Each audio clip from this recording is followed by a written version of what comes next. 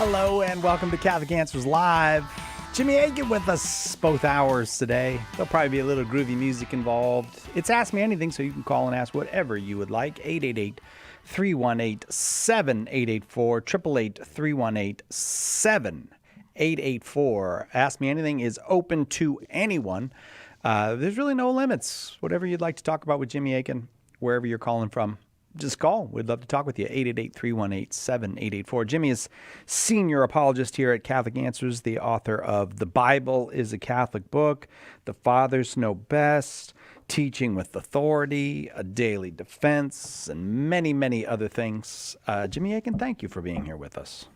Oh, it's my pleasure, Cy Kellett. How you doing? Really good, really good. Any more books coming? Oh, of course, always. Yeah, you always got something cooking? Oh, yeah. All right, but is it top secret until it comes out? Is that how you work? I can't talk about this any further. All right. You know it's about UFOs, though. You know it's going to be either demons or aliens. I know it. 888-318-7884 is the number. You are very welcome to call. And today is Friday. There's lots of reasons to enjoy a good Friday. You know, it's just a wonderful day of the week. But you know the most important reason to enjoy your Friday, because a new episode of Jimmy Akin's Mysterious World drops. And you can talk about that. Oh, yeah, it dropped. All right, Jimmy, it's going to be one of those days. And what is it? You want me to talk about it? I was kind of hoping, yeah. Well, you know what it says in the book of James. You have not because you ask not. Yeah, if you want to know, ask. So this week's episode of Mysterious World is part 2 of a 2-part look at the USS Hornet. The USS Hornet was a ship that served remarkably well and surprisingly safely during World War II. And it also had a prominent role in like the Korean War and during the Vietnam War and the space program. It's where it retrieved the astronauts when they came back from the moon. And then after it was decommissioned, it was going to be sold off for scrap. But there was enough interest to start a charitable foundation to try to preserve it. And people working with the charitable foundation began to report strange things happening on the ship. And a lot of them eventually concluded that the ghosts of the sailors who had served on the ship were back and were helping to try to get it made a permanent museum. Whoa. And they're still there today. And they have a chain of command, and there are a whole bunch of ghostly activities being reported on the ship. And so last week we introduced the Hornet. We played video from about 25 years ago of research that was being done about the ghosts on the ship. And in this week's episode, I interview one of the principal investigators of those ghostly activities. So it's not like an ordinary apparitional situation where you have one spirit of a departed person, either a saint or a soul in purgatory or something, that's appearing. Right. You've got a whole community of ghosts aboard. At least that's the reports. And so if you want to hear about what that's like, you can check it out at my YouTube channel, youtube.com/Jimmy Akin. Or you can go to any of the standard podcast apps, or you can go to mysterious.fm. Check it out. The Hornet mystery, a two-parter. And if you're thinking, what's just Mysterious World thing about? More than 300 episodes there now at Jimmy Akin's Mysterious World. So you're in for a treat if you haven't been there before. Line's almost full, just one line open. If you'd like to fill it, you're welcome to call 888-318-7884. Colin is in Newfoundland, Canada. We'll start with Colin. Welcome, Colin. Go ahead with your question for Jimmy. Thanks, guys. Sure. If someday we develop science fiction-style longevity technologies which could stop people from aging and allow them to live indefinitely, would the use of these technologies ever be moral in any situations? Well, why would they not be moral? I could imagine that it could cause problems in terms of populations in terms of the natural course of human life, potentially depending on how the technologies work, if they would hinder some natural function of the body while maintaining its being alive. I could see some possible ways that it could be immoral. Well, you're adding to the situation. I mean, the question, as phrased, was, just we develop a technology that will let people live indefinitely.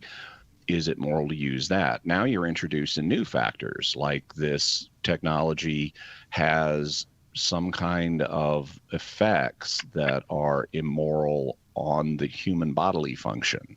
So, well, if you're building a technology that immorally affects human bodily function, well, then it's not going to be moral to use that. But that's not the same thing.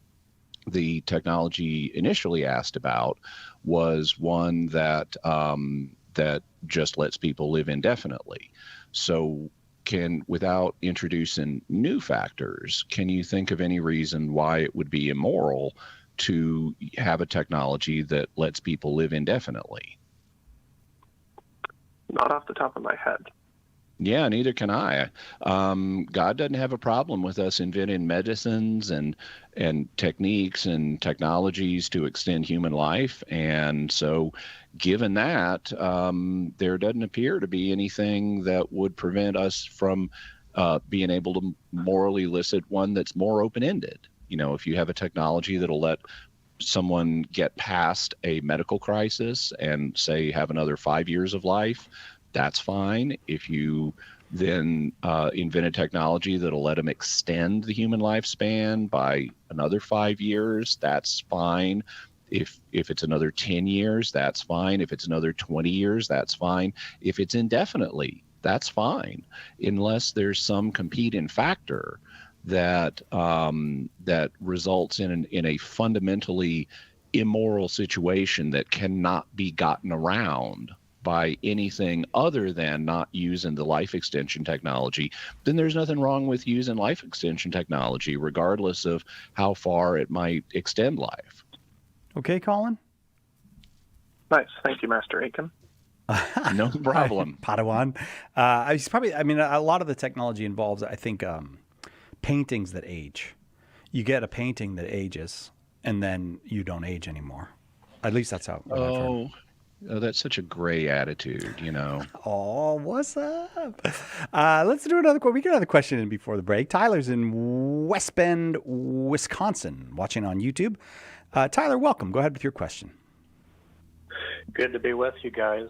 My question was, when St. Paul writes in Romans 10, verse 13, anyone who calls on the name of the Lord will be saved, what does he mean when he writes that? Well, in context, in Romans 10, he's making a point about how God is merciful both to Jews and Gentiles. Now, the original quotation about whoever calls on the name of the Lord will be saved, that's from Joel. And so it has a different context in Joel. But basically, it means what you would think it means in Joel. If someone calls on the name of the Lord, then they're going to be delivered from, the problems that they otherwise would face. They're going to be saved from those problems.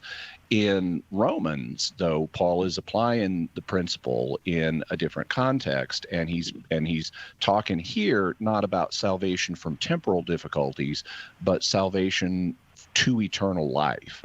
And he's saying that that's going to be available to both Jews and Gentiles. Whoever calls on the name of the Lord, whoever believes in Jesus, that person will be saved.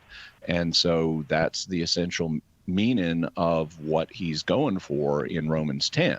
Does that help? Yes, it does. Thank you. All right. No problem. Thank you very much. That does take us to the break. We'll take that break. Be right back with more Ask Me Anything with Jimmy Akin on Catholic Answers Live. Catch Catholic Answers Live anytime at Catholic.com. Underwriting for Catholic Answers Live is provided by Real Estate for Life. Real Estate for Life connects home buyers and sellers to real estate agents while supporting pro-life organizations. On the web at realestateforlife.org. Are you a coffee drinker? If so, you can now enjoy a coffee roasted to perfection by the Carmelite monks of Wyoming. Delicious Mystic Monk coffee is roasted and prepared by monks in a hidden cloistered monastery and is available in over 25 varieties. All Mystic Monk coffees are works of perfection and labors of love. For more information on how to purchase Mystic Monk coffee, visit mysticmonkcoffee.com. That's mysticmonkcoffee.com. This is Conversations with Consequences, where we delve deeper into issues affecting our church, our country, and our core, the family. As Catholics, we need to be informed, aware, and able to talk through some of the tough topics that we're facing in our culture and in our world. Conversations with Consequences gives us the tools to do so. It's not enough to pray. We have to be a light for the world. Conversations with Consequences, tomorrow at 5 p.m. Eastern on EWTN Radio.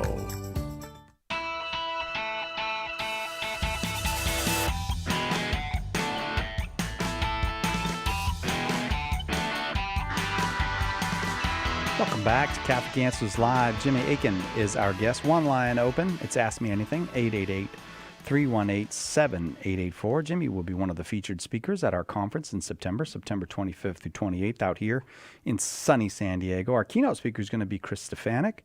Father Jeffrey Kirby's going to be there. Dr. David Anders is going to be there. Steve Dawson. All the apologists here will do the radio show, and we'll have the usual fun that we have. If you want to find out more about it, go to CatholicAnswersConference.com. And if you decide to sign up, use the promo code EARLY, and you save $50. CatholicAnswersConference.com. Use the promo code EARLY. All right, let's go to New Orleans, Louisiana, where Christian is watching on YouTube. Glad to have you, Christian. Go ahead with your question for Jimmy Akin. Hi. Hi, Christian. So I recently read your article on imprimaturs and nihil obstat, and I'm writing a letter to a friend. And I'm trying to help him to understand that just because something has those certifications, it does not make it Catholic doctrine. And in that article, you mentioned that it's not a part of the magisterium just because it has an imprimatur, nihil obstat. But what confuses me is that according to the Congregation for the Doctrine of the Faith, which you quote in the article, it guarantees, like that's the wording it used, it guarantees that it's free from error. So how can it give a guarantee if it's not a part of the magisterium? Okay, so I'm not sure what article you're referring to, and I don't have it in front of me, and so I'd have to look and see exactly what's said. But so you mentioned two different notes. The first one is the nihil obstat, and the second is the imprimatur. Nihil obstat is Latin for nothing obstructs, and this is typically granted by a censor librorum, a censor of books, and it's a preliminary stage to being granted an imprimatur. An imprimatur is typically granted by the local bishop or the bishop of the place where the book is published, and it goes a little bit beyond what the nihil obstat does. What the nihil obstat does is it's meant, and censors of books are not even members of the magisterium, much less are they the pope, so they're not capable of doing anything infallibly. So nihil obstats are fallible determinations, but what they're meant to do is certify that a book is free from doctrinal or moral error.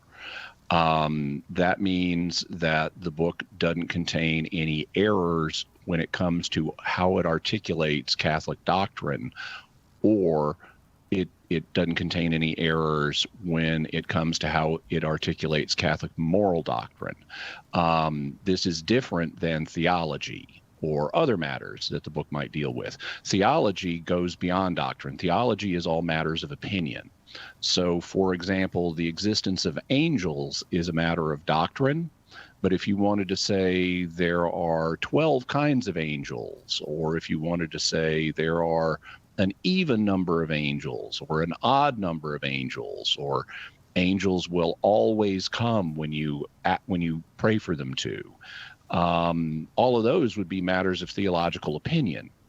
And so what the nihil obstat would do is what the censor of books would do, and granted a nihil obstat, would be to look at the text of the book and say, does anything this book say about doctrine, does it get it wrong? And if the only point of doctrine the book has about angels is that they exist, well, then it gets that right.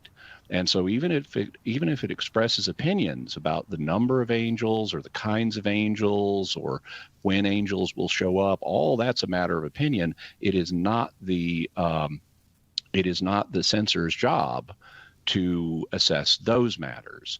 And so you'll even see in a lot of recent books published in the last few decades that have nihil obstats and imprimaturs, it will say that this is meant to certify that the book is free of doctrinal and moral errors, but that doesn't mean that the censor or the bishop agree with everything in the book. They may disagree with it. It just is not a doctrinal or moral error.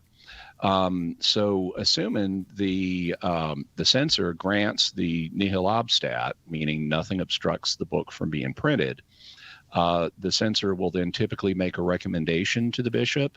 And if they recommend that the imprimatur be granted, then the bishop grants an imprimatur, which is Latin for let it be printed. And so it means a little bit more than an imprimatur. It means basically it has some positive value that would recommend it for being a printable work. And that's really all the nihil obstat and the imprimatur mean. They are meant, and they don't always get it right. Sometimes they have to retract imprimaturs, but what they're meant to do is say that the book doesn't contain any matters of doctrine that are erroneous, and that's basically it. I'm going to leave that there. All the lines full. I hope that's helpful to you. Thank you very much, Christian, for the call. Let's go to Helena, Montana, where Maria is listening to EWTN on Channel 130, Sirius XM satellite radio. Maria, welcome. Go ahead with your question for Jimmy. Hey, Jimmy, thanks. I was curious if you could break down the etymology of the word meek. I heard a few different radio personalities express that it means to be prepared like a well-grounded war horse, like a horse that is prepared for any situation and can handle it. But I can't find that in any of my searches that I've done, and I'm not a linguist by any means. So if you could break that down for me, it would be great. Okay, well, I'm not sure, and I don't need to know. I'm not sure what radio personalities you're thinking of. I didn't hear them say any such thing, but if they're talking about the etymology of the English word meek, I would be at a loss to explain what they said. The English word meek has a Germanic root, and its exact origins because of the way English words are influenced by different streams of other Germanic dialects and languages.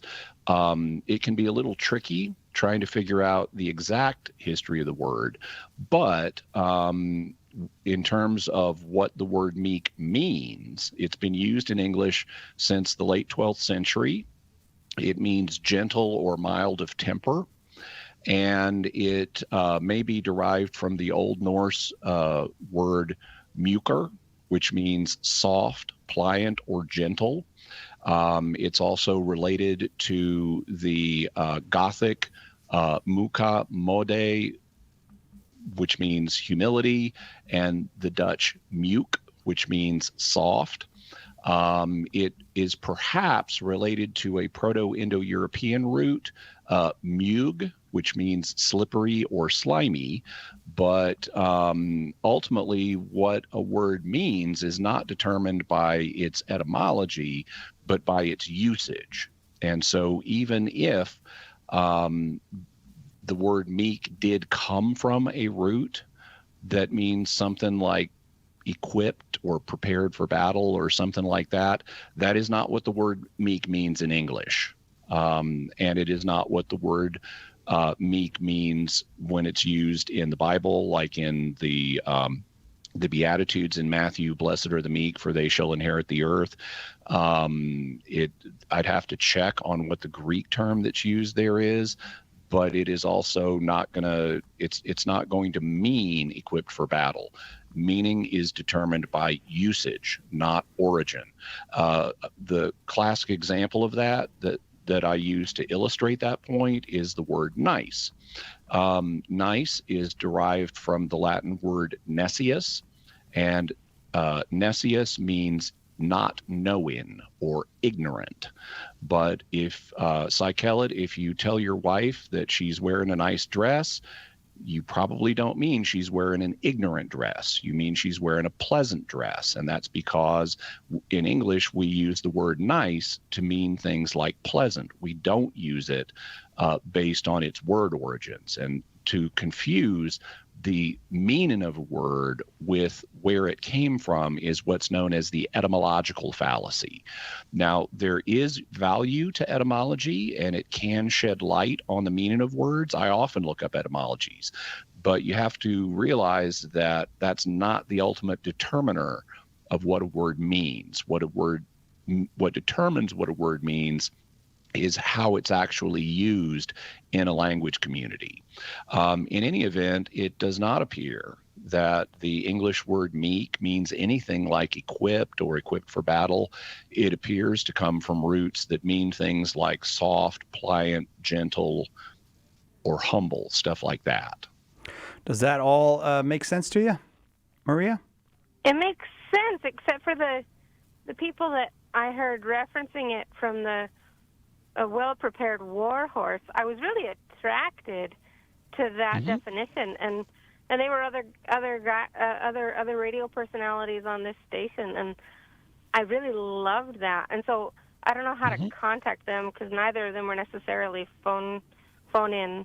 Well, actually, both of them are. They just don't talk about it as free form that you can just call in. I see. Well. Anyway. Well, I couldn't advise you on that, but I can tell you where you can go to document things like this. There is an excellent online dictionary called the Online Etymology Dictionary that is very helpful for looking up the word origins or the etymologies of English words. And if you just go to it's ETYM, so etymonline.com.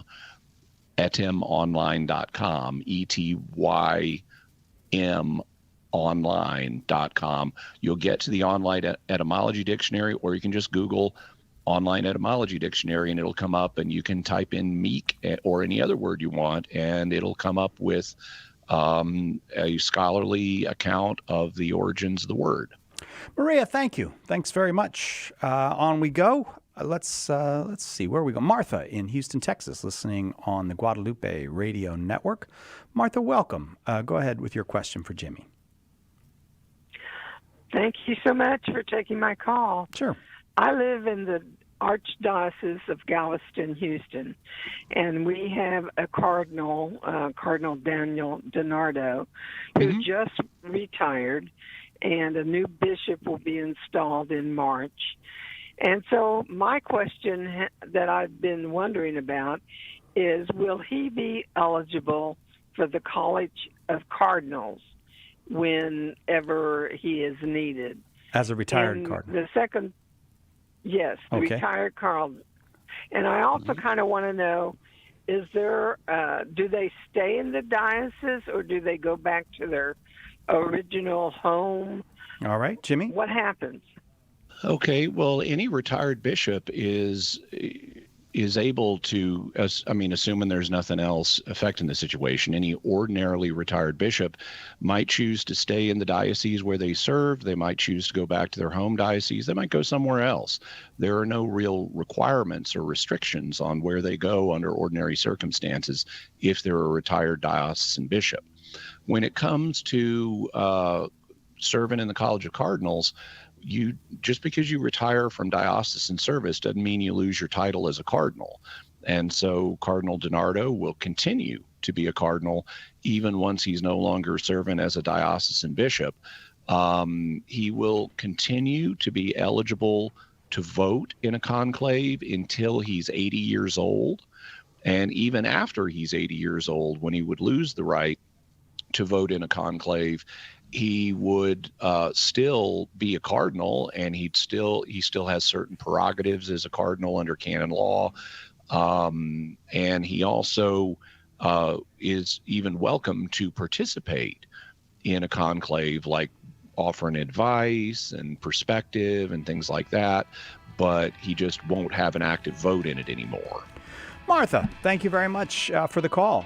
Lots more calls to come. I'll tell you what, there's one line open. Jimmy Akin is our guest. It's Ask Me Anything. The number, 888-318-7884.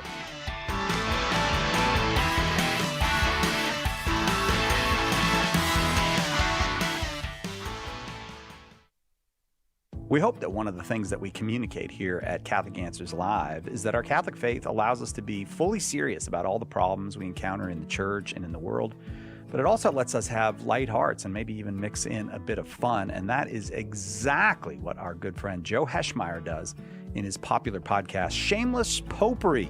You should check it out at shamelessjoe.com. Joe's got a deep grasp of the faith, morals, the teachings of the church, all that, but he's also got a witty conversational style. He entertains and he informs, but you will leave equipped to better answer the most common challenges, misconceptions, and questions about the Catholic faith. He's got insightful guests, he does on-air debates, and he takes a close look into all the things that you want to know about as a Catholic living today. You'll walk away knowledgeable and filled with joy. Look for Joe on his YouTube channel. Check him out at shamelessjoe.com or wherever you get your podcasts. And if you like what you hear, become a patron. Deepen your connection to the Church's holy days and seasons while you draw on the wisdom of the Church Fathers. Feasts of Our Fathers, the new book from Mike Aquilina and Adam Lucas, is a treasury of history, prayers, insights, and lessons that will bring you closer to the earliest of Catholic traditions. Take your prayer life and your solidarity with the Church, past and present, to a new level. Order your copy of Feasts of Our Fathers today at shop.catholic.com. When the resurrected Jesus appeared to disciples on the road to Emmaus, they didn't recognize him until the breaking of the bread. The same is true today. In the Holy Eucharist, we really meet Jesus.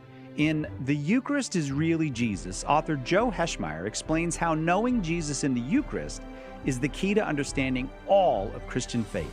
Order your copy of The Eucharist is Really Jesus today at shop.catholic.com or get it at a good Catholic bookstore.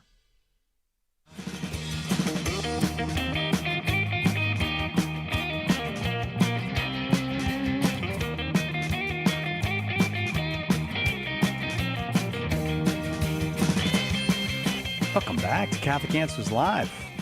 Having a good time. Jimmy Akin is here with us. That's a little bit of groovy music for you.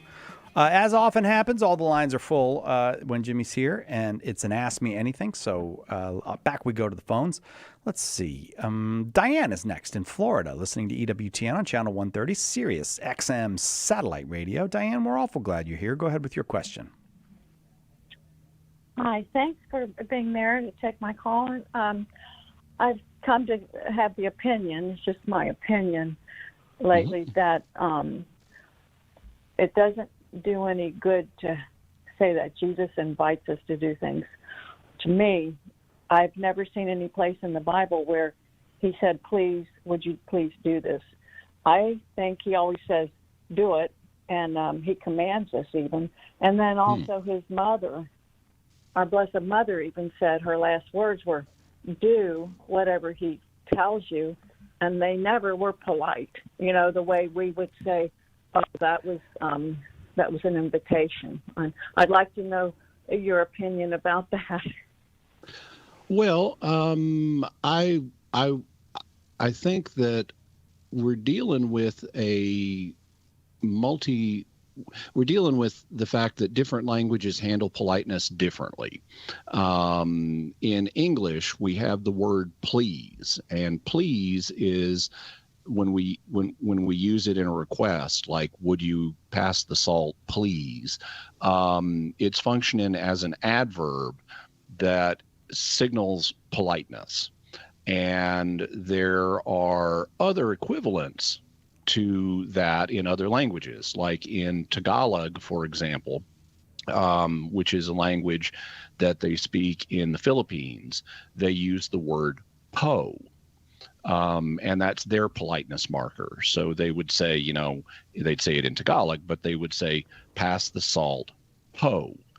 And that's how they signal that this is polite. On the other hand, even when you have a politeness marker, it doesn't mean that you're not given an order. If, for example, if you ever watch the Gilbert and Sullivan operetta, The HMS Pinafore, which is set in the British Navy in the 19th century, the Captain Corcoran will give instructions to his crew, but to be polite, he will always say, if you please. So he might say, swab the deck, if you please. But it would be a mistake to confuse that with just a request to wash the deck coming from the captain. That's an order. He's just phrasing it in a politeness manner by using if you please as a politeness marker. Now, other languages don't use politeness markers the same way we do in English. One of the things I've been struck by in reading Latin prayers is they use what's called the imperative mood to make requests of God. So like if you look in the Lord's Prayer in Latin, and you just look at the grammatical forms that are being used, it will say things like, your kingdom come, your will be done. Give us this day our daily bread. Now you'll notice even in English, there's no politeness marker there. We don't say, give us this day our daily bread, please, or anything like that, or forgive us our debts as we forgive our debtors. It doesn't say forgive us our debts, please.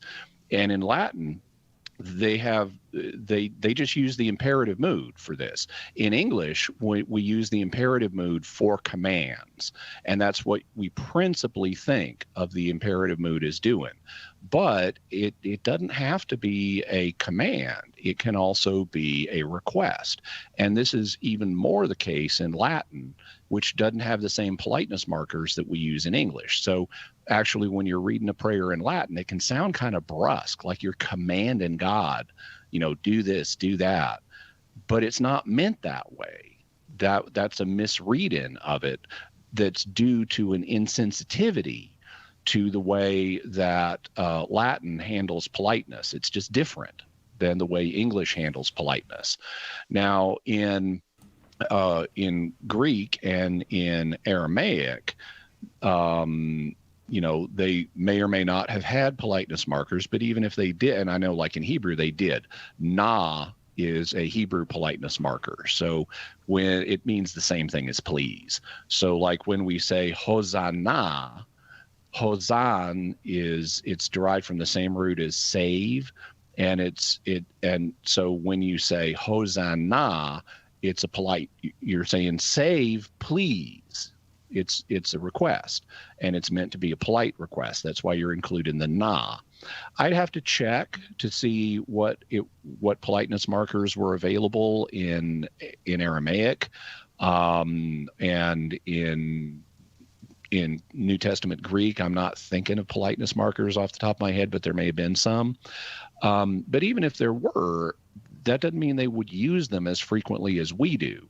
So I think we have to be a little careful in just noting that they don't always use politeness markers and thinking, oh, therefore everything they say must be a command.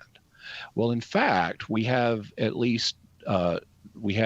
doctrinal evidence as opposed to exegetical evidence that Jesus does invite people to do things on occasion. There are what are known as the vocations, the vocation to marriage, the vocation to the religious life, the vocation to the ordained life. There are also the evangelical counsels, the classically poverty, chastity, and obedience. And those are associated with the religious life. Well, okay, all vocations have to be freely chosen. God does not command one person to be married and command another person to be religious and command another person to be ordained. Those are vocations by which a person can serve God, but they have to be freely accepted. And so God never commands people to adopt one of these vocations. He shows them an opportunity by which they could serve him, but he doesn't require them morally to embrace that vocation.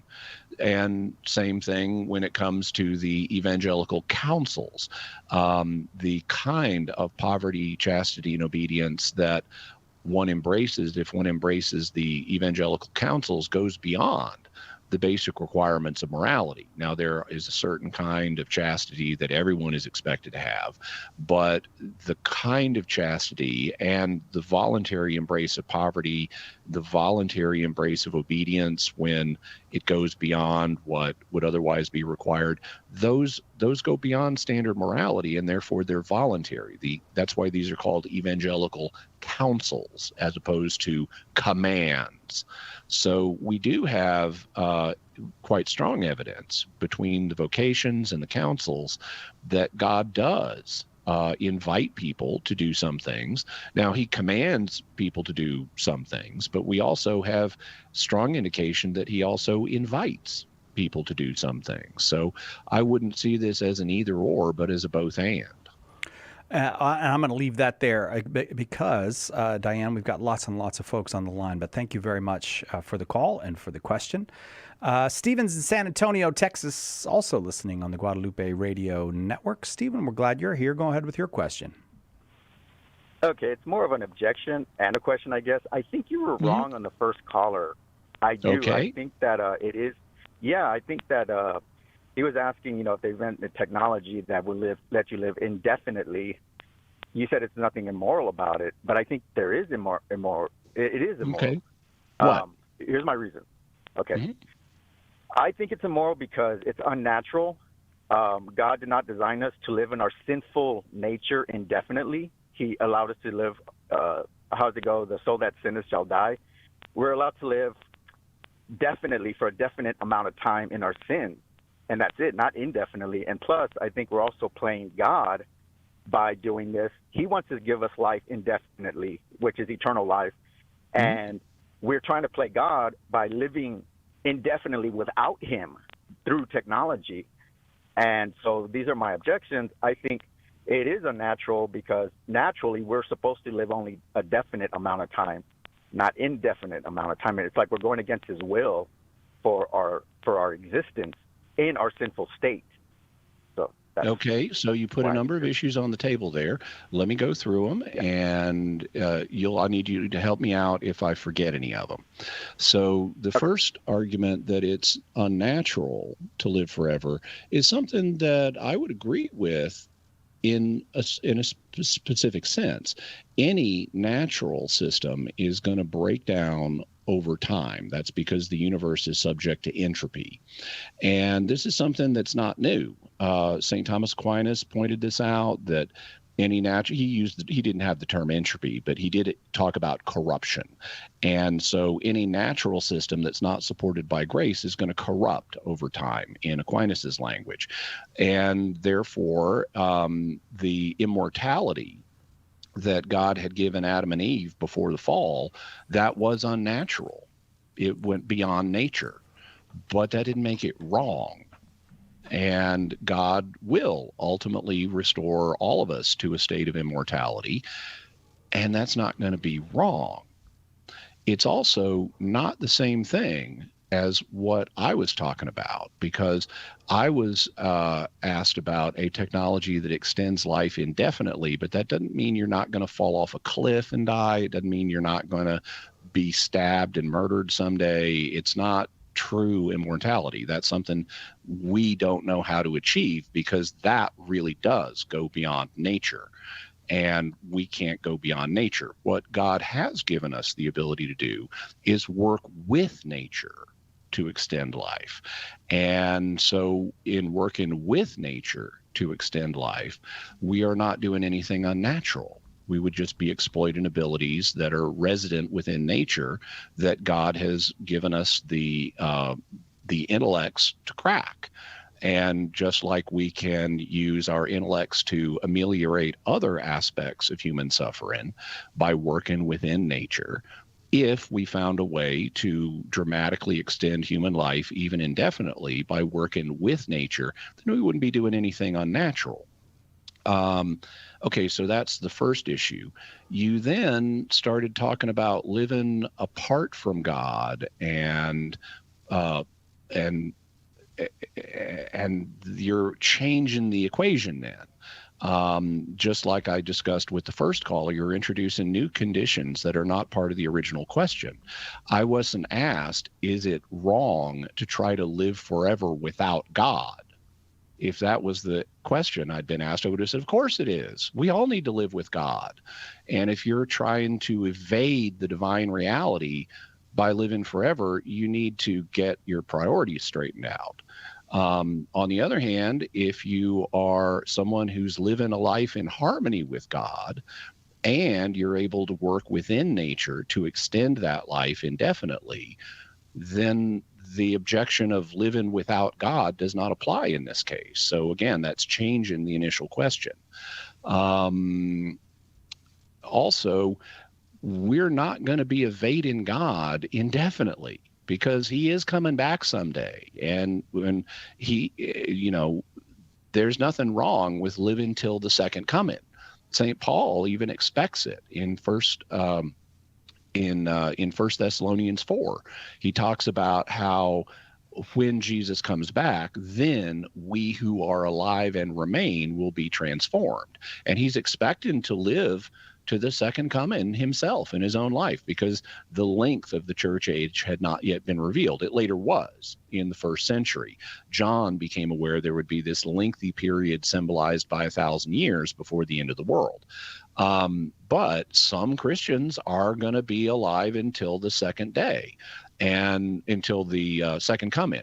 And when that day arrives, everybody's going to get judged. And if you're on team God's friends, then you'll be transformed in a good way. If you're on team not God's friends, things aren't going to go well for you, but you're not going to be evading God either way. All we're talking about doing is extending your life to some unknown length. And if it happens to go up to the second coming, well, then you're just one of those people who live till the second coming. There's nothing wrong with living till the second coming.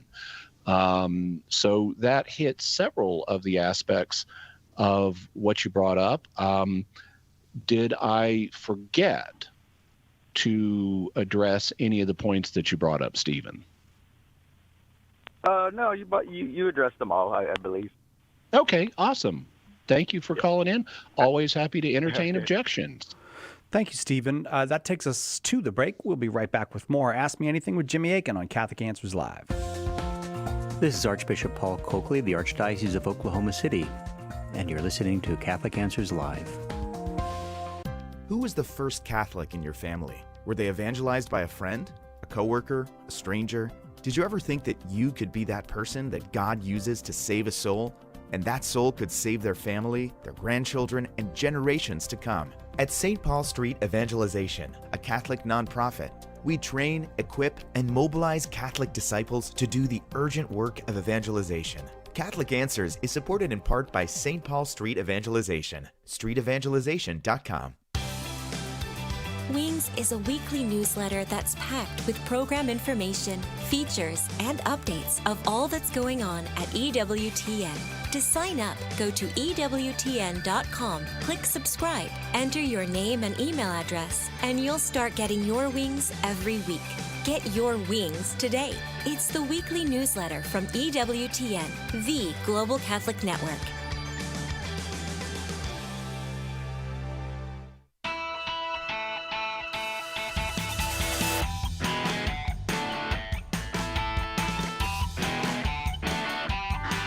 Jimmy Akin is our guest. It's Ask Me Anything. I asked Jimmy about what dropped today on Jimmy Akin's Mysterious World, but I forgot On Mondays, I forgot to ask about Monday, because on Monday, of course, the Jimmy Akin podcast dropped. What dropped on Monday? Well, this last Monday, I had an episode responding to some arguments made by Gavin Ortland. Gavin Ortland is a Protestant apologist. He's a Reformed Baptist. He's a real nice guy.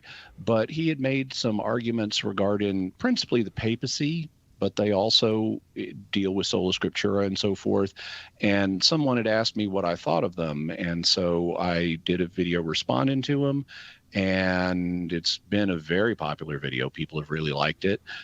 This coming Monday, I have a video coming out on the mystery of the heart and how it's used how the image of the heart is used in the Bible and in church documents, and how it does or doesn't quite square with science, or does it after all? Oh, fascinating. All right, that one will come Monday. A new episode of the Jimmy Akin podcast drops each Monday, and you can find it on Jimmy's YouTube channel or wherever you get your podcasts. All right, we are moving through. Well, we have one line open. I should let you know that. So if you've been waiting for me to say there's a line open, go ahead and call now, 888-318-7884. Jeff is in Tennessee listening on Channel 130, Sirius XM satellite radio. That's EWTN on Sirius XM. Jeff, go ahead with your question. Hey, Cy, you're almost my favorite apologist. Oh, well, thank you, Jeff. Thank you very much. Do you want to know who my favorite is? I have a feeling I know, but who is your favorite? Joe Heschmeyer. Oh, my God. I thought it was going to be Jimmy Akin. Oh, well, then, Jeff, you're welcome to call back in on one of Joe's days. Joe's nice on, talking with you. Joe's on each Wednesday, Jeff. I called one time before with this question, and they advised me to call back for Jimmy. Okay, well, give him the question. Well, just a politeness tip. It's great to praise people and that you appreciate, but when you start to do comparative praising, and you're asking someone for something, you don't want to lead. It's not a good opener in a negotiation where you're asking for something to say, by the way, you're not my favorite, but help me with this, please. Well, can you help me with this then? I will do my best. All right. So a while back, I had seen a thing on Instagram where the previous president was bestowed with an honorary Freemasonry title or membership or whatever. And as I understand it, as Catholics, we're not to be members of a secret society, so to speak. So, no. A, how is that possible for him to accept that? And then B, I don't understand the difference between Freemasonry and like say Knights of Columbus, where the Knights of Columbus have some secrecy to it as far as initiation to the different degrees in the knighthood in the knights. All right. So I don't understand the difference there. Yeah, okay. So the first thing is the law does not require Catholics to not be members of a secret society. What the law requires, this is in the current Code of Canon Law, is that Catholics not be members of societies that plot to undermine the church. And well, the Knights of Columbus don't plot to undermine the church. They plot to help the church. So that's the fundamentally relevant thing here. Now, should the former president have accepted this from a Masonic lodge? Well, I would say no. The Vatican has repeatedly indicated that Catholics are not supposed to be Masons. They should not be accepting memberships, honorary or otherwise, in Masonic lodges. I didn't hear that it was honorary. I thought it was just a membership. But even if it was honorary, they still shouldn't be accepting them. If for no other reason, even if they don't take it seriously because of the scandal that it will involve other Catholics in. It'll lead them to think, oh, well, I can be a Mason too. Now, what would the canonical consequences be of him having accepted such a membership? Well, that's harder to say, in particular because of the issues of mental competency that became publicly manifest. towards the end of his tenure. There would be a strong case that you can't really hold this guy accountable for all of the decisions he's making. And so that would have a mitigating effect on any canonical consequences he had for accepting of Masonic membership when he shouldn't have. In terms of what's the difference between the Knights and Columbus, well, they are both organizations that have certain aspects of secrecy with them, but that's true of everything. Every organization has proprietary information and things that it doesn't share. I mean, the Vatican does. That's what the apostolic secret is. There are various things that are under the apostolic secret that Vatican officials are not allowed to talk about publicly. Like, you're not going to get a detailed health report on every little thing going on, you know, in a papal health emergency. You'll get a basic press release maybe, but you're not going to get, they don't just spill the Pope's medical records open for public inspection. And so that's just one example of numerous things that are reasonable to not just put online for everyone to read, that every organization has.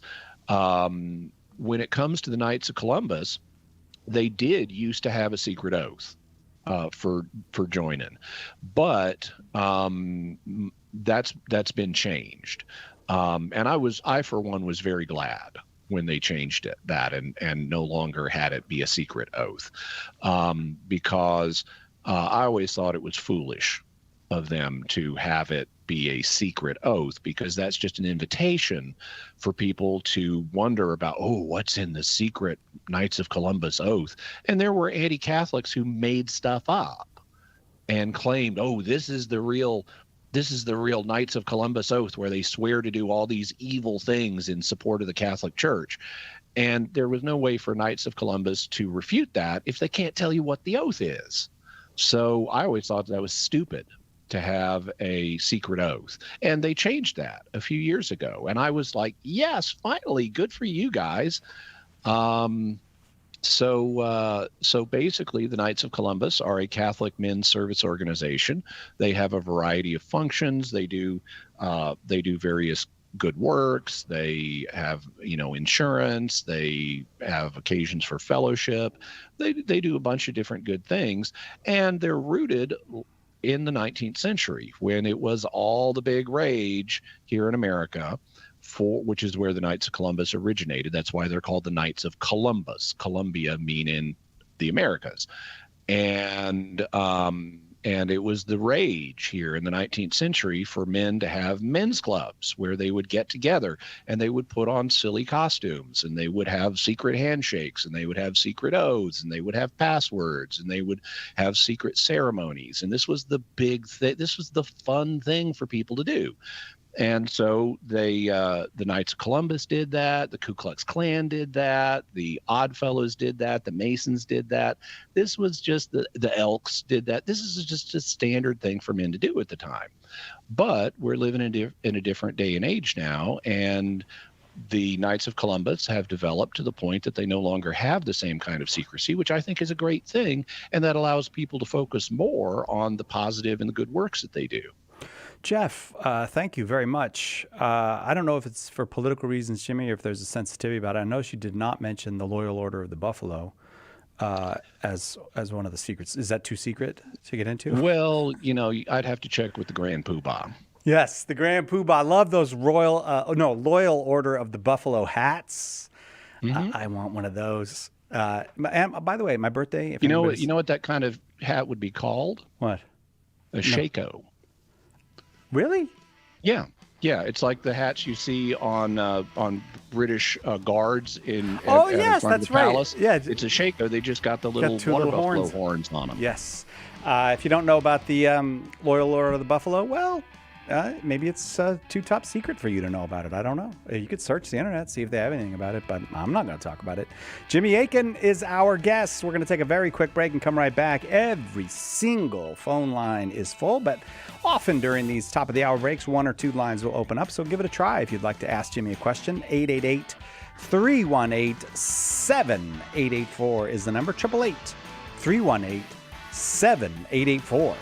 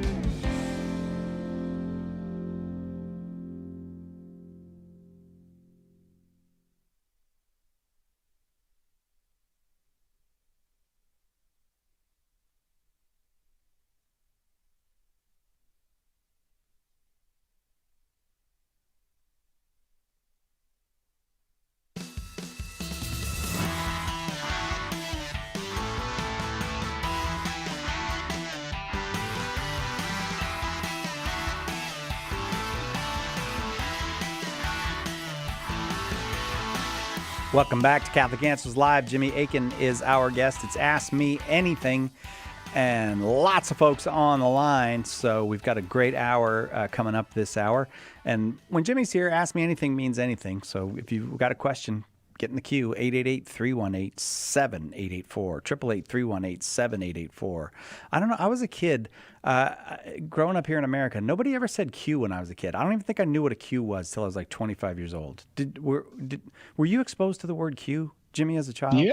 You were? Well, as I missed it. I don't remember when I mean, Q has several meanings that I was aware of as a young person. It can refer to a line. Yeah. Getting in a queue.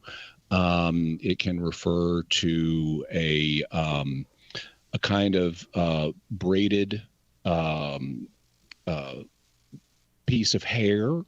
Oh, really? In a person who may have otherwise shaved their head, but if they've got like a single braid, let's say they're otherwise bald, but they've got a single braid, that's a queue. Oh.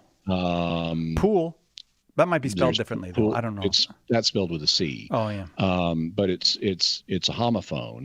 It sounds the same. Right. And so, if somebody had said to me as a child, "Get in a queue," I would not have known what they were talking about. But also, I was the kid that the teacher said I could go to or she was explaining to me on the first day of school where the lavatory was, and I had no idea what that meant. I thought I like many people. I thought that there was like a lab. Like I was like, oh, cool, we're going to do experiments and stuff. I had never heard the term.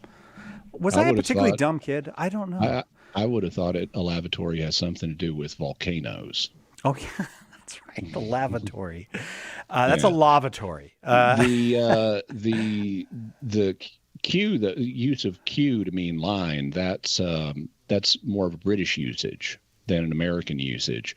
But it's become more well known in recent decades in American English, is my impression. Yeah, right. All right, back to the phones we go. Greg is in central Montana watching on YouTube. Thanks for waiting in the queue. Greg, go ahead with your question for Jimmy.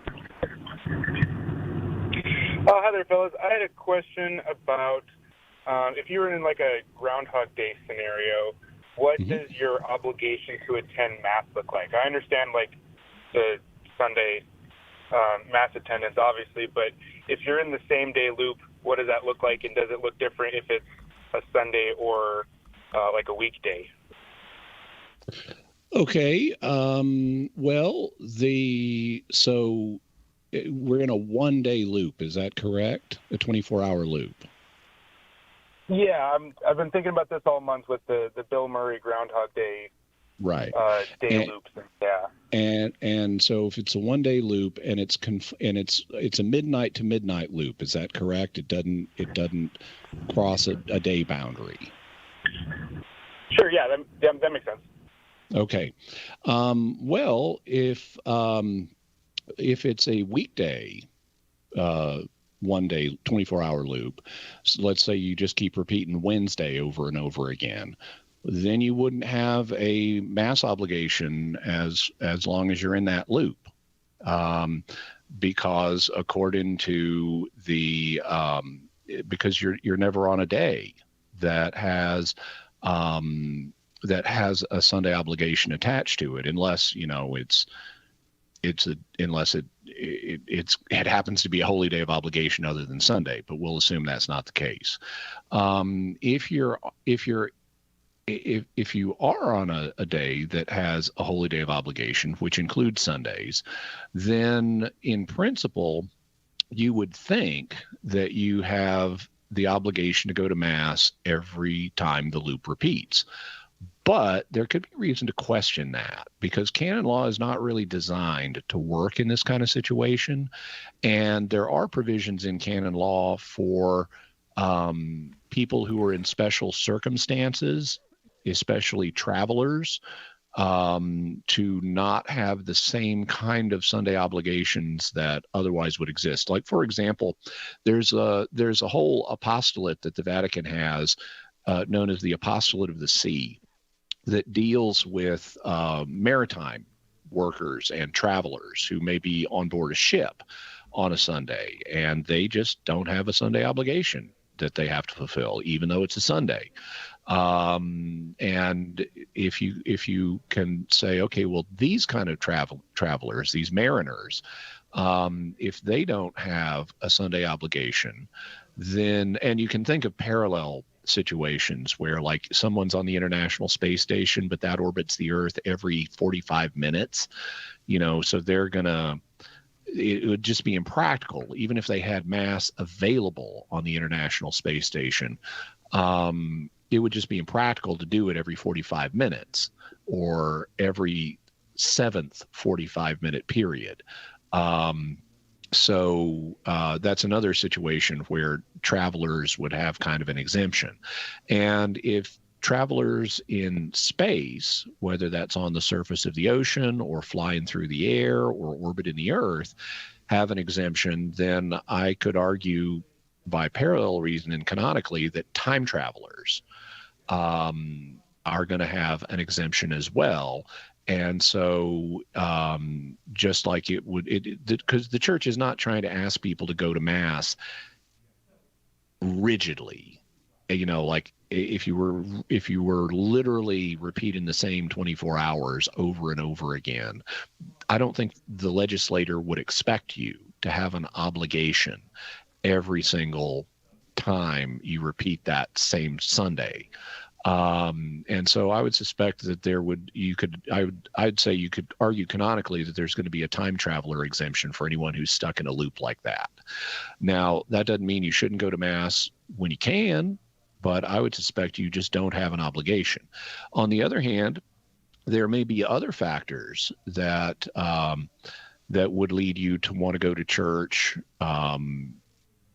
every day, every time you repeat that 24-hour Sunday loop, because Bill Murray in that movie, even though he's not in the Blues Brothers in that movie, it's like Cab Calloway tells Jake and Elwood, you guys need some churching up.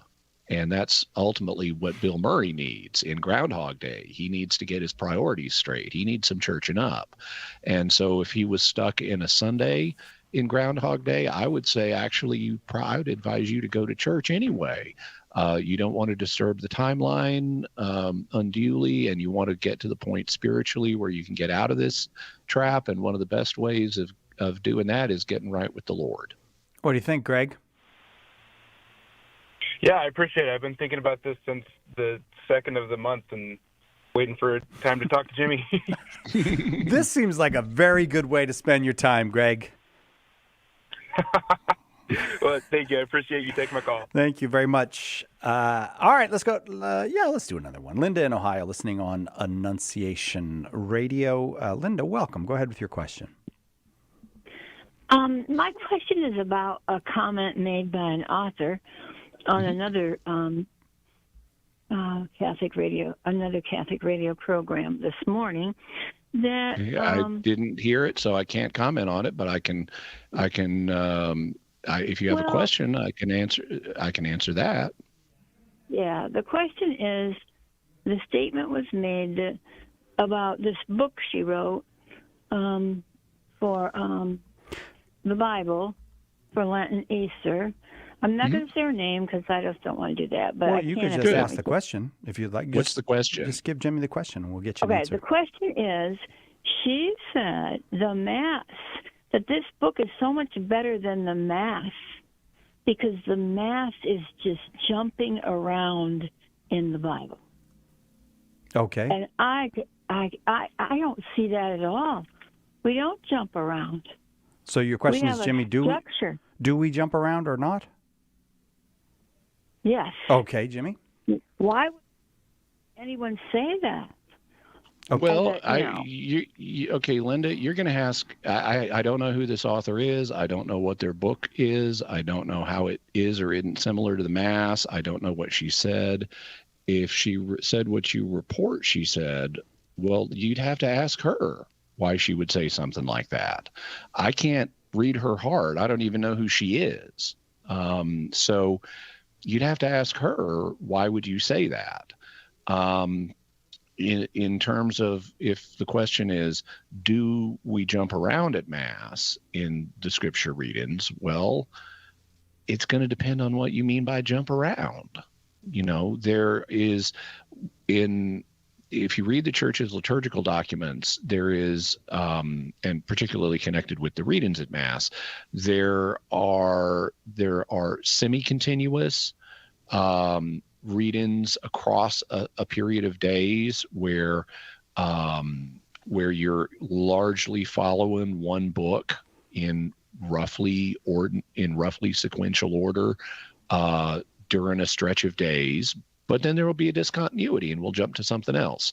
Or there will be a special day where, in order to commemorate a particular thing, we'll deviate from the semi-continuous reading that we've been doing to hit something special for this day.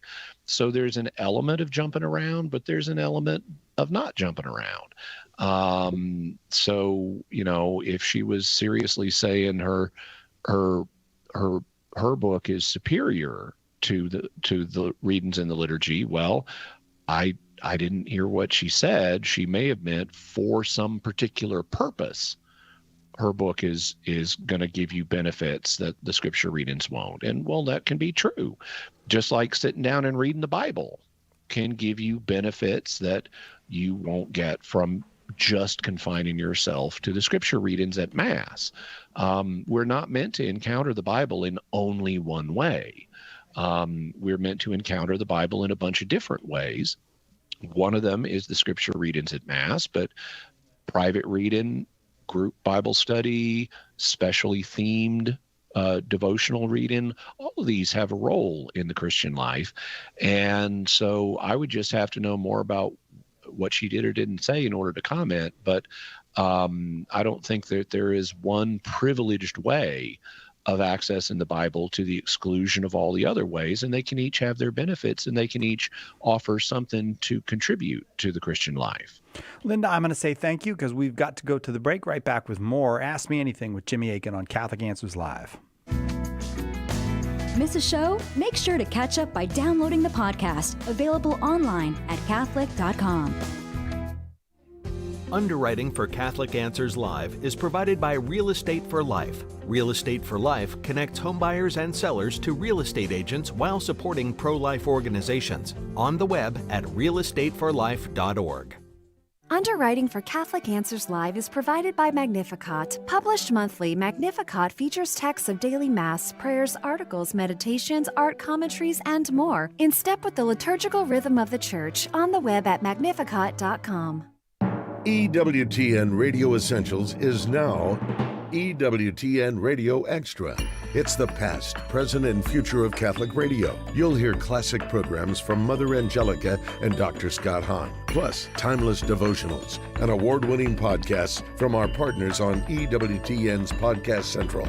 Listen now to EWTN Radio Extra on the EWTN app, on smart speakers, and on EWTN.com.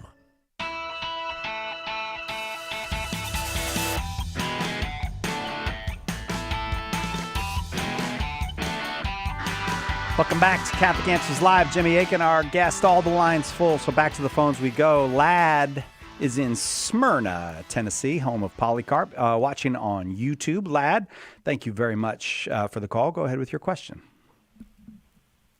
Oh, thanks, Si, and I appreciate you taking the call.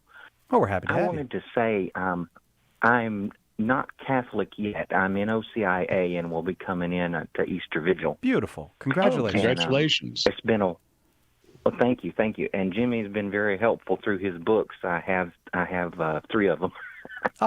Very good. But I love history, and my question is there any documents that tell the difference between, like, the titles of Cardinal and Bishop and Archbishop, and how they come about, those positions?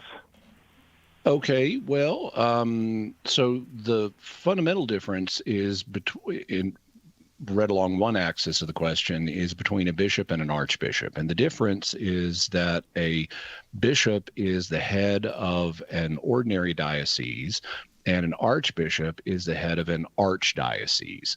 Arche is Greek. It means first or chief. And so an archdiocese is a chief diocese. It's a diocese that has more historical and religious prestige than other dioceses. It also may have a special function among the diocese in a particular territory. But like, for example, Baltimore was the first diocese in the United States. And so today, because of its historical importance, it's the Archdiocese of Baltimore. And so it has an archbishop. But functionally, in terms of the sacrament, there's no difference between a bishop and an archbishop. It's just they have the title based on what kind of diocese they're assigned to. A cardinal is something else. It's derived from the word cardinal is derived from the Latin word for hinge. And so there were, over in Rome, historically, there were individuals, advisors to the Bishop of Rome, who were like, oh, these are the key guys. These are the hinge guys. Everything turns on them. They're the Pope's close advisors. And so they became known as cardinals.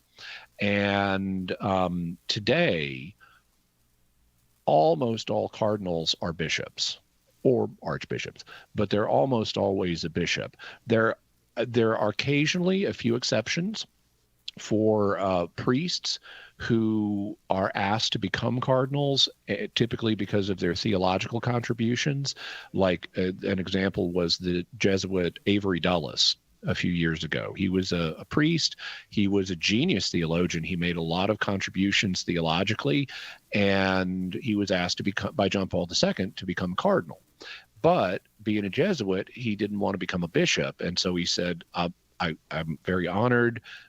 I would, love to accept your invitation to be a cardinal, but may I please just stay an ordinary priest?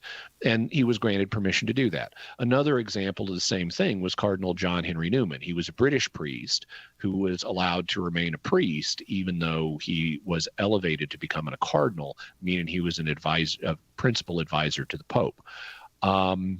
The cardinals also have legal, the fancy word is titular.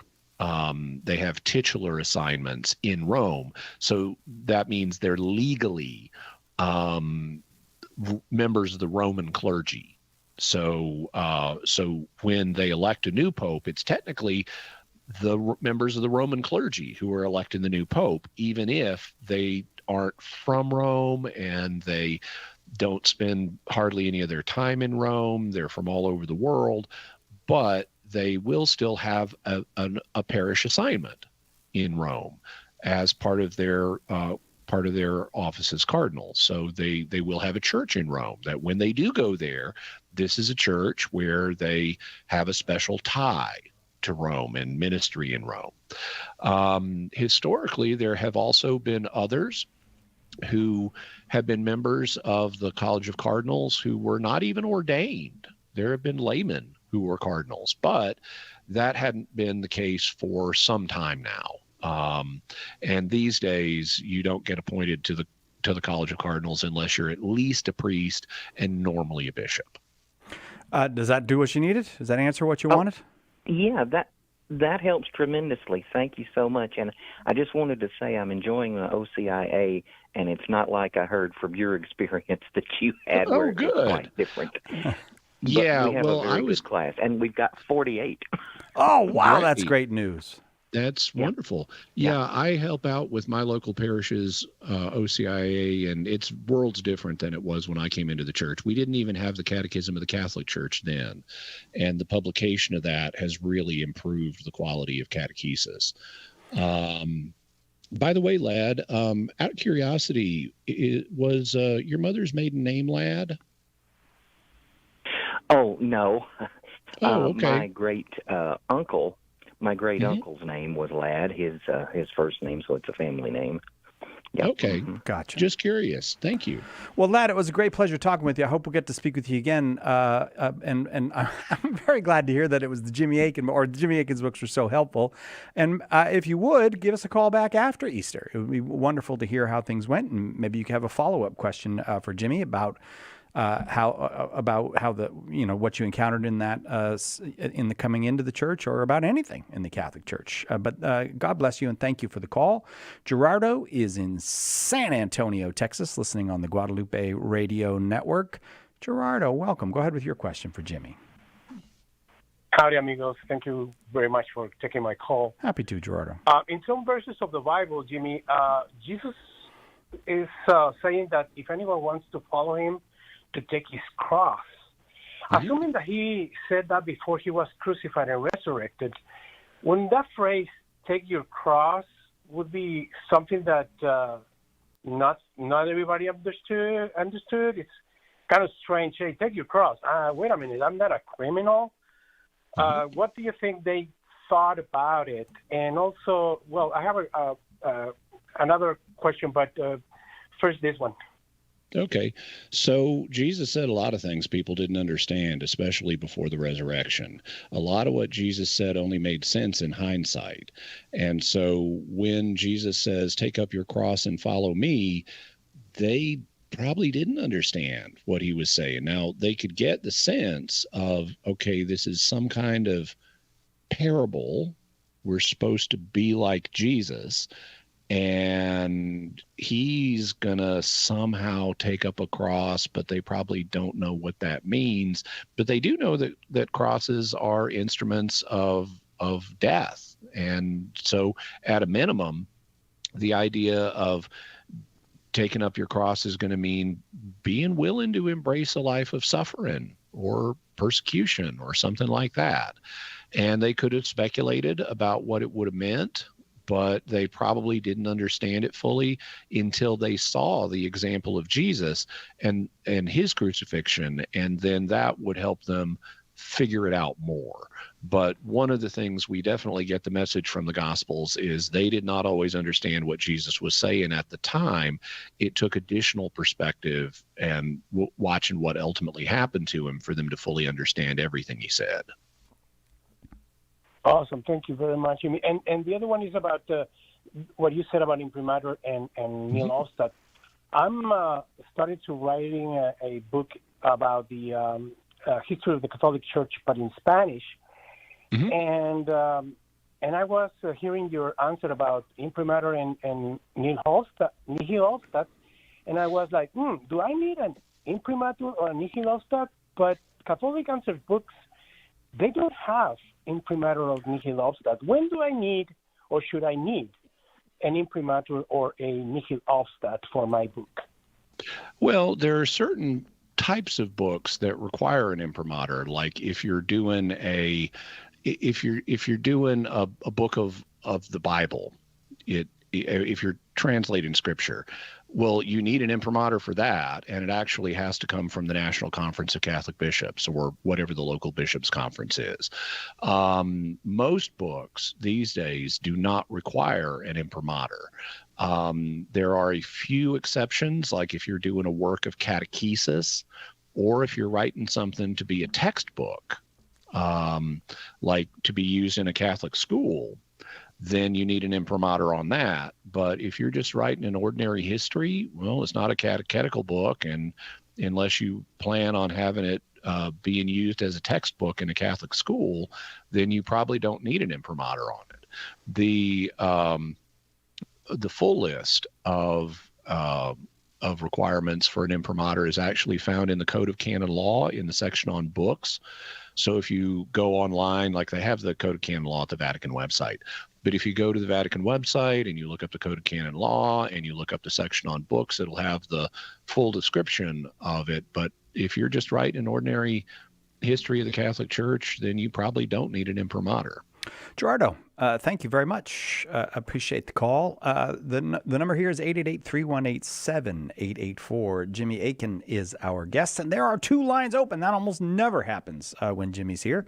If you've got a question you'd like to ask, go ahead and dial, and we'll get you in we'll get you at least in the line and do our very best to get you on the air with Jimmy. Jimmy Akin, of course, is the podcaster behind Jimmy Akin's Mysterious World and the Jimmy Akin podcast. You also see him on lots of other podcasts. His books include The Bible is the Catholic Book and the Fathers Know Best, Teaching with Authority, and A Daily Defense, 365 Days plus one to becoming a better apologist. If you have a question about the Catholic faith, you have a question about philosophy, you have a question about theology, all welcome. But the other category Jimmy's pretty happy with is anything else. So pick up that phone and dial if you've got a question, 888-318-7884. I will invite you again. Take a look at CatholicAnswersConference.com if you have any interest in coming to see Chris Stefanik and Father Jeff Kirby and Dr. David Anders and Steve Dawson and Jimmy Akin and all the apologists here. We got a big conference coming up September 25th through 28th, and we'd love it if you were there. Use the promo code EARLY if you sign up and save $50 on your ticket at CatholicAnswersConference.com.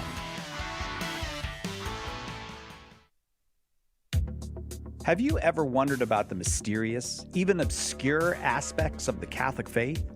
Dive into the Jimmy Akin podcast, where Jimmy brings together information from many fields as he pushes the boundaries of apologetics.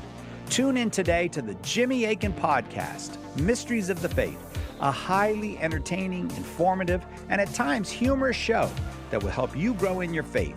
Visit JimmyAkinPodcast.com today to subscribe. Lots of people have big questions about Catholicism. It needs a big book of answers, and now it's got one. The Big Book of Catholic Answers is filled with helpful replies to more than 250 questions about the faith. Questions about God, salvation history, the Creed, the Bible, the list goes on and on. Order your copy of the Big Book of Catholic Answers today at shop.catholic.com or ask for it at a good Catholic bookstore near you. We hope that one of the things that we communicate here at Catholic Answers Live is that our Catholic faith allows us to be fully serious about all the problems we encounter in the church and in the world, but it also lets us have light hearts and maybe even mix in a bit of fun, and that is exactly what our good friend Joe Heschmeyer does in his popular podcast, Shameless Popery. You should check it out at shamelessjoe.com. Joe's got a deep grasp of the faith, morals, the teachings of the church, all that, but he's also got a witty conversational style. He entertains and he informs, but you will leave equipped to better answer the most common challenges, misconceptions, and questions about the Catholic faith. He's got insightful guests, he does on-air debates, and he takes a close look into all the things that you want to know about as a Catholic living today. You'll walk away knowledgeable and filled with joy. Look for Joe on his YouTube channel. Check him out at shamelessjoe.com or wherever you get your podcasts. And if you like what you hear, become a patron.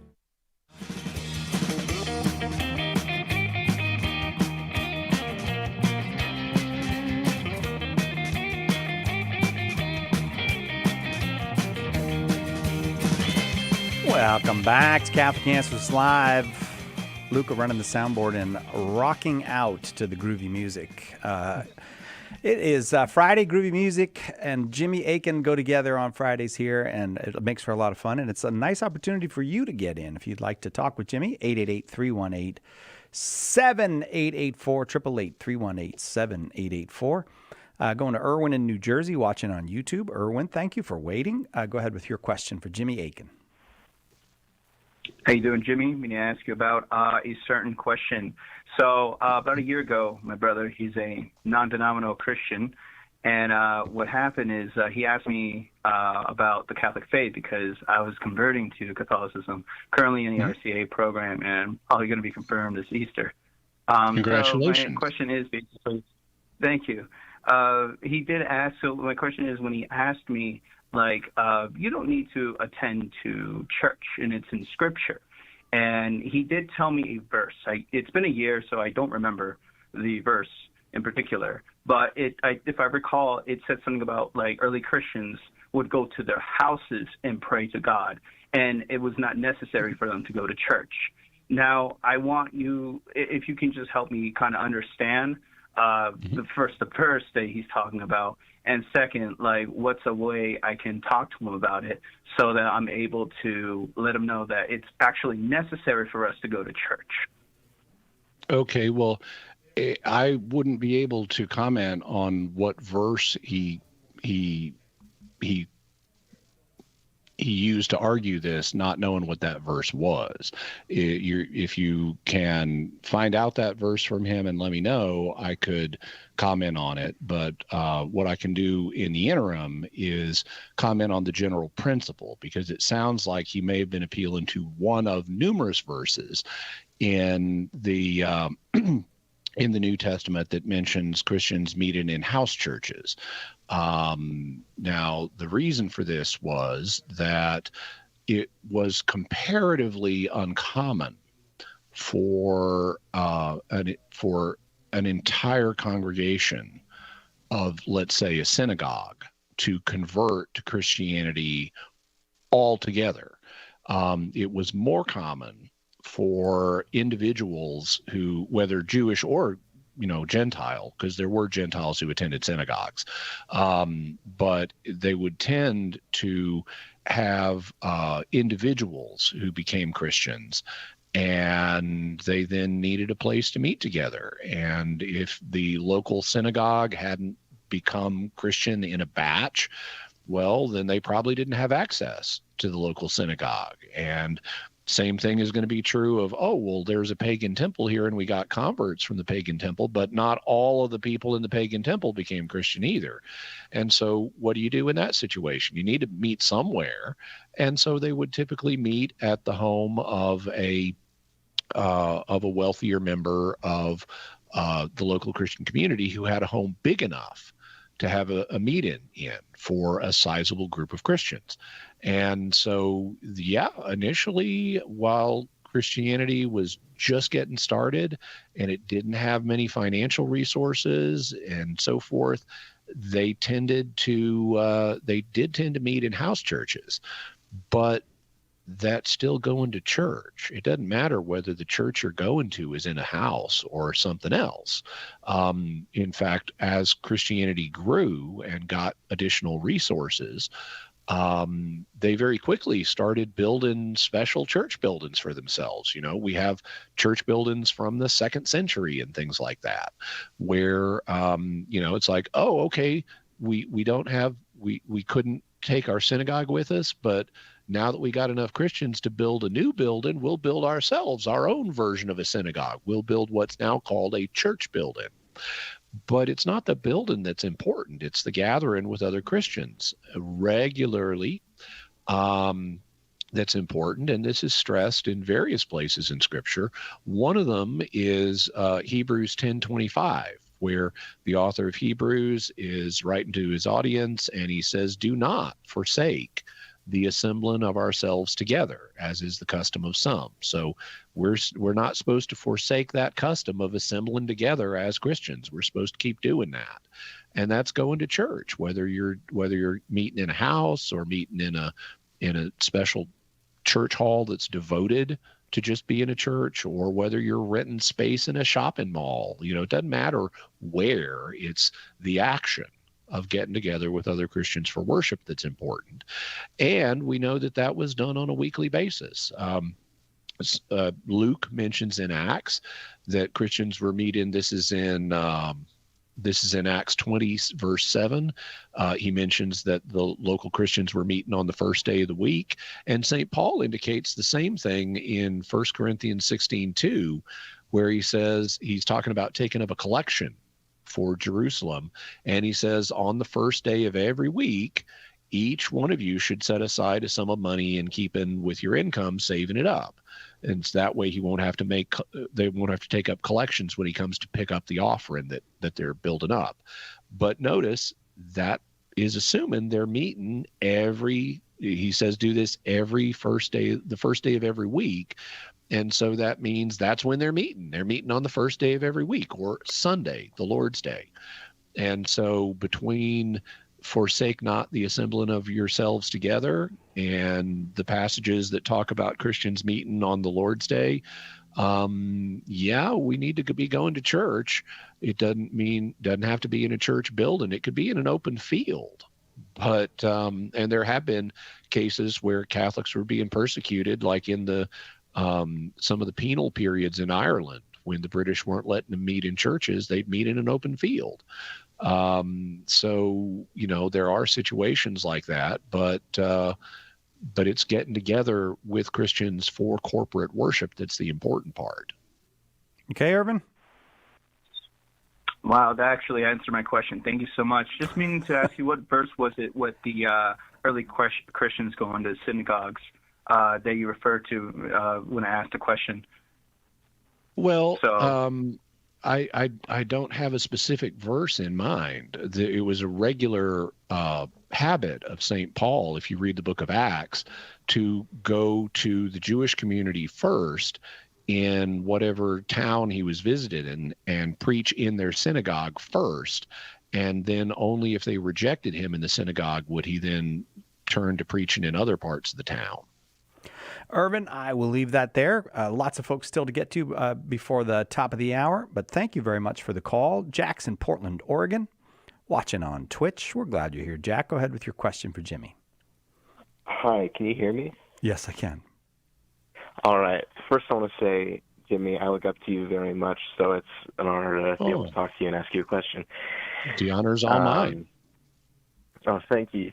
I had a question about the idea of kind of holy suffering, or at least justified suffering for the sake of growth. Mm-hmm. And a little bit of backstory is that, like, 5 months ago, I had a breakup with somebody who I thought was the person. I still think they are the person. I ask myself if the outlook currently looks, if we think of it entirely without some divine intervention, the outlook looks very bad. And so I think, what is the purpose of the suffering if I don't see any alternative future for me? Because I don't see myself becoming a priest, just a very faithful Catholic. And it's made me struggle and falter, and there's been days where I've missed my rosary and days where I've missed my Bible reading because I think, oh, what the heck? And so I'm wondering, how do you progress forward? Like, how do you find a justification for your suffering so that it might not seem as purposeless? Well, you can't always find a purpose for suffering in this life. This is something the Catechism talks about. It says that, God would not permit any evil unless he was going to bring about, basically an equal or greater good out of that very evil, and whether the evil is sin or suffering. But we will only know the answers to why this particular suffering, or why did God allow this particular suffering, or why did God allow this particular sin. That's something we're going to have to wait till the next life to figure out when we see the big picture. And so the Catechism acknowledges we often can't figure out in this life, why did God allow this specific evil? We know that he's got a reason. There's some greater good. We just can't always figure that out in this life. What I would say in regard to your situation, first of all, I'm very sorry that this happened. It is not uncommon. Everyone who puts themselves out, trying to find someone to, romantically to marry, people get hurt. And that's a normal part of the human experience. There's even that famous rock song that Cy might know the artist, I'm blanking on it, but Love Hurts. I think. Yeah, but it's a part of the human experience, especially in cultures like ours that prioritize romantic marriage over other forms of marriage, where romance doesn't really come into it. Love ultimately grows and is meant to grow in marriages, but it's a love of it's not romantic love. That's something that comes and goes in life. Oh, I'm told Love Hurts is by Nazareth. What we can do is look at what's the purpose of the negative emotions that that we experience when we suffer a romantic loss that we didn't desire. And the purpose is the same as the negative emotions we experience with any kind of loss. It's, whether it's, let's say a loved one dies, or you lose a job, or someone steals all your money and you've lost all your money, or you've lost a romantic partner. All of these hurt, and they're all based on a common underlying principle, which is loss aversion. Humans are averse to loss. We really hate losing stuff. We hate losing stuff even more than we get excited by getting stuff. The reason is because we grew up in an environment that was resource poor. We grew up in a situation of scarcity. And if you're in a situation of scarcity, it's more important to keep what you have than to get even more. Because if resources are scarce and you lose your resources, you're in a world of hurt. And so just for survival purposes, you need to at least keep what you had. And so since we grew up in an environment of scarcity, we are loss averse as a species. We really hate losing stuff. And so the purpose of those emotions is to motivate us to not lose stuff, to do whatever it takes to try to keep a hold of what we have. But we can't always do that. People are going to die. We're not in control of other people's free will. And they might, before we've committed to a permanent relationship with someone, they might change their mind. They might, we might even get married to them, and then they might change their mind. We can't control other people's free will. So it's understandable that we have loss aversion and that we feel these painful emotions that are meant to help us try to avoid losing things. But we ultimately aren't in control of those things. And that leads to another point, which is something you mentioned briefly. You thought that this former romantic partner was the one, and you said, I think you still think the person is the one. I would encourage you to not look at it that way. There is, unless God divinely reveals to you that there is one and only one person for you, there's probably not. There's probably lots of people you could marry. There may be people who would be out there who would be even better to marry. The idea that there's this one person, this soulmate that you got to find, that's just not true. For almost everybody, there are numerous romantic partners that would be perfectly fine, and that would bring joy into your life as well as struggles. And that's going to be that's going to be the case for everybody, because life, and certainly marriage, involves struggles.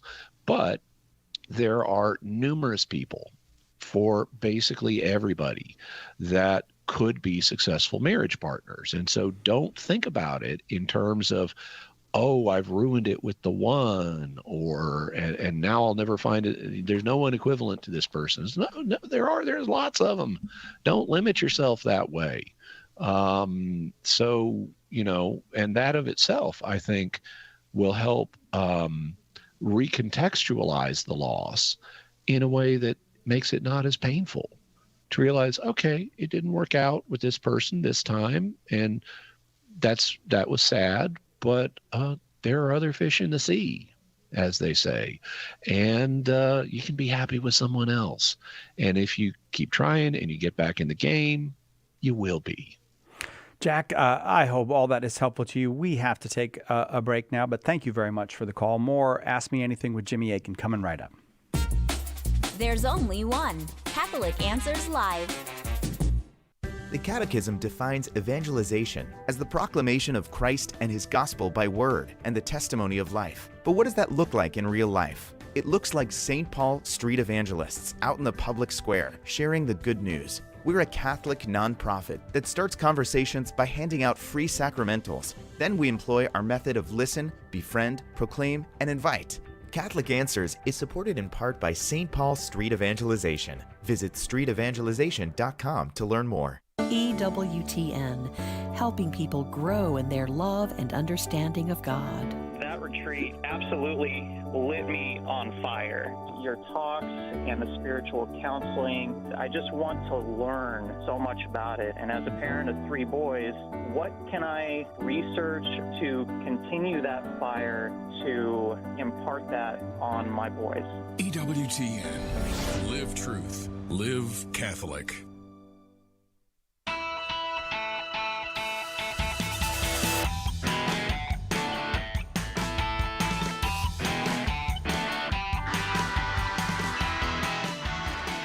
Jimmy Akin's our guest. It's Ask Me Anything. Still folks on the line, so we're going to go back to the phones and get as many on as we can. Duncan's right out here in California with us and watching on YouTube. Duncan, we're glad you're here. Go ahead with your question for Jimmy. Hi, so thank you for taking my call. Sure. I'm just curious why St. Irenaeus in Against Heresies says that the church was founded and organized at Rome by Peter and Paul. Well, it was. But I mean, was it founded in Rome though? Like, was it in Jerusalem or something? Oh. Well, no. When Irenaeus says that Peter and Paul founded the church in Rome, he means they founded the Church of Rome.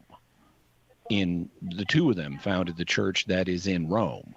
The original mother church is in Jerusalem, but then after that was founded, the apostles began, just like Jesus tells them at the beginning of the book of Acts, it's going to be your job to be my witnesses in Jerusalem and Judea and Samaria and to the ends of the earth. And so after Pentecost in Jerusalem, the Christian circle of influence starts expanding outward from Jerusalem, and eventually it reaches Rome. And Peter and Paul were both apostles who ministered in the church in Rome and helped organize it there. They helped build it.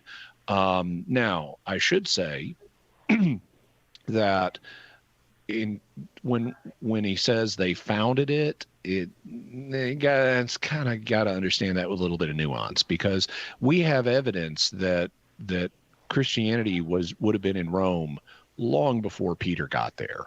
On the day of Pentecost in Acts chapter 2, which is occurred in AD 33, Luke mentions there are Jewish travelers from Rome who were there at Pentecost who became Christian. And so they would have taken their Christian faith back to Rome with them when the holiday was over and they went back to Rome.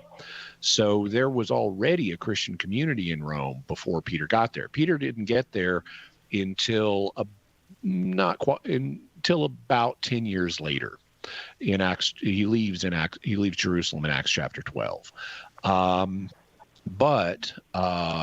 then Paul didn't get there till even later, and there was clearly a Christian community there. In fact, Paul wrote the letter to the Romans before he ever went to Rome. So there were already Christians in Rome before Paul ever got there. So Peter and Paul didn't found the church in that sense. They, in the sense of starting it from nothing. You could say they founded it in the sense of they put it on a firm foundation, a firm basis. They helped build it up and organize it and grow it and things like that. But and so that's why they're often regarded as the co-founders of the Church of Rome. But you got to understand this concept of foundation doesn't mean started from nothing. I'm going to leave it there because I want to try to get everybody on, but thank you very much for the question. Duncan, let's go to James in Stephenville, Texas, watching on YouTube. James, thank you for waiting. Go ahead with your question. Hi, Jimmy. I'm driving right now. My question would be the canon law 1247 pertaining to servile work, or not pertaining to servile work, but worshiping God on Sunday. And whenever I guess you could say the servile work comes into play, because I heard that we used to uphold that law. And my what canon what canon number did you say? 1247. Okay. And your question is? My question is, I'm kind of a little bit confused on it. Could you help explain to me and what? Because I believe it was previously pertaining to servile work. Mm-hmm. Okay, so servile is an adjective that means what a servant would do, or what a slave would do, because back in the day, servants and slaves were the same thing. And so it used to be the case that canon law prohibited quote unquote servile work on Sundays and other holy days of obligation.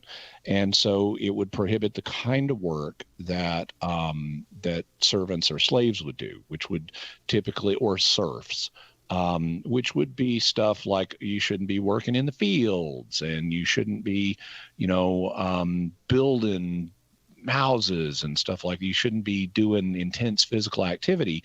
Whereas clerical work, the kind of work that was, let's say, paperwork or administrative, well, that wasn't viewed as being in the same category. That wasn't hard physical work. And so you could do work like, bookkeeping and counting money and stuff like that on a Sunday. But this ultimately was perceived as not really getting at the issue. And so the church dropped this, and there is nothing at all about servile work in the church's law today. If you're trying to analyze what is permitted or not permitted on a Sunday based on the concept of servile work, reach into your brain, grab hold of the concept of servile work, and rip it out, because it is not really getting at the underlying issue. The kind of work that servants do is not the important thing here. According to Canon 1247, which you very correctly identified as the relevant canon here, it says, on Sundays and other holy days of obligation, the faithful are obliged to participate in the Mass. Moreover, they are to abstain from those works and affairs which hinder the worship to be rendered to God, the joy proper to the Lord's day, or the suitable relaxation of mind and body. So forget about servile work and ask, will this thing I'm contemplating doing on a Sunday, will that hinder me from worshiping God? Will it stop me from going to Mass or whatever? Well, if no, then it clears the first hurdle. Will it keep me from having the joy that's proper to the Lord's day? Am I going to hate doing this, and it's going to make me mad or sad on a Sunday? Well, if the answer is no, then you can do it. Or the suitable relaxation of mind and body. Is it going to stop me from relaxing in my mind or my body in an appropriate way? Notice none of those things have anything to do directly with the level of physical activity.